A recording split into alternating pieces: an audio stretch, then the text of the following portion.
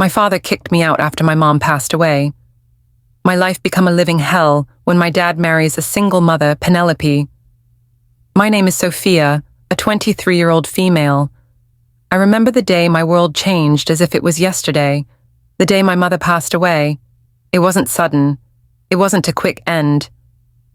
No, cancer had eaten away at her slowly, piece by piece, until all that was left was a fragile shell of the woman who had once been my everything. I was 21 at the time, just stepping into adulthood, and my whole world was shaken by the loss of the woman who had raised me, the woman who was the heart of our family. Dad, Arthur, took it hard. Harder than anyone could have anticipated. He used to be so strong, so grounded. At 55, he was a successful businessman, sharp, determined, and reliable. But the day Mom passed away, something inside him cracked. It was like the fire that had once burned brightly in him was suddenly snuffed out. He became distant, barely speaking to me, barely acknowledging me. The days stretched on in silence, broken only by the ticking of the clock, marking time but not moving forward. I tried everything I could think of to break through to him. I'd bring him his favorite coffee in the morning, or sit by his side in the evenings, offering small talk, but every time I reached out, it felt like I was talking to a stranger. "Dad," I'd say, hoping for a response, any sign that he was still there behind his stoic exterior. He would only look at me for a moment, his gaze distant before muttering, "I'm fine, Soph. Just tired." That was it. He was always tired, and I was always left alone to navigate the emptiness. And then, out of nowhere, Penelope entered our lives. I didn't think much of it at first. She was a single mother, 44 years old, with a daughter around my age, Anne. Penelope was warm and kind, everything my father needed at the time. She was easy to talk to, always had a smile on her face, and seemed to bring a sense of life back into the house. At first, I was hopeful. Maybe, just maybe, my father would find happiness again. I didn't realize then that her arrival would change everything.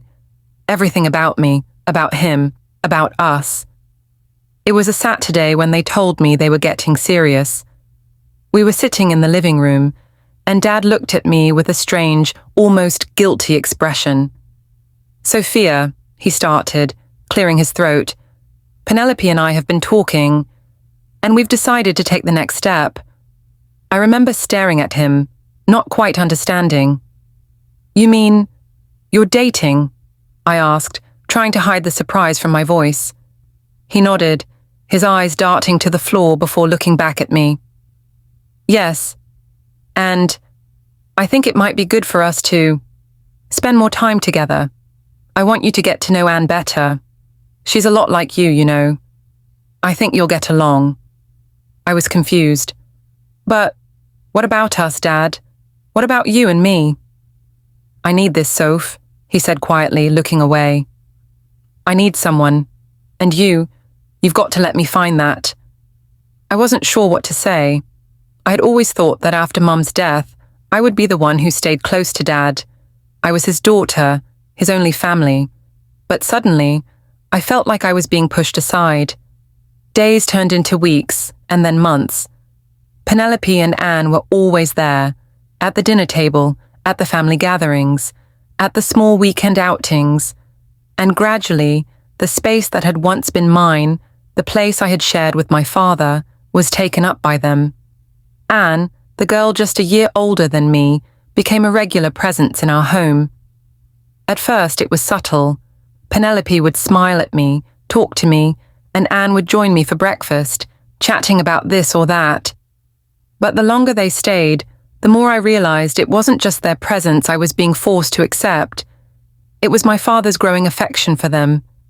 I could see it in the way he looked at Penelope, the way his eyes softened when Anne was around.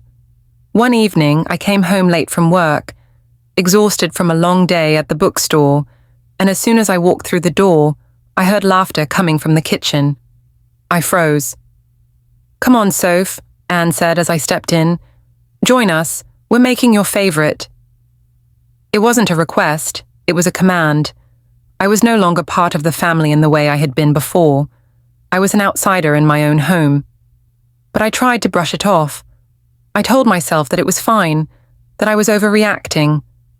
They were just trying to bond, and it was easier for them, wasn't it? After all, Anne and Penelope had each other, while I only had my memories of Mum and Dad. Things took a darker turn when, one fateful night, my father sat me down.